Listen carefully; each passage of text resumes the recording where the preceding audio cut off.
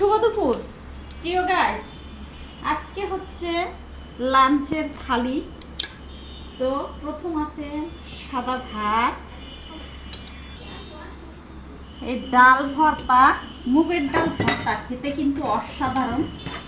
সাথে আছে আলু ভর্তা, দুটো কাঁচামরিচ, কত সুন্দর মরিচগুলো একটু দেখুন, দেখতেই অসাধারণ।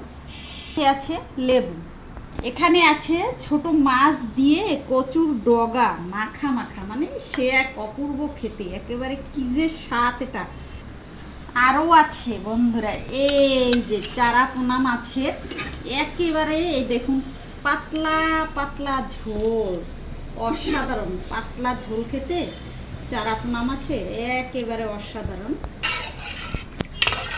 এটা হচ্ছে আরও মজার খাবার বন্ধুরা, এই যে মৌরি বাগার আর শুকনো মরিচ বাগার দিয়ে এই যে পাতাকপির ডাল, খেয়েছেন কিনা আমি জানি না, তবে অবশ্যই এই সিজনে এটা খাবেন, খেতে অসাধারণ।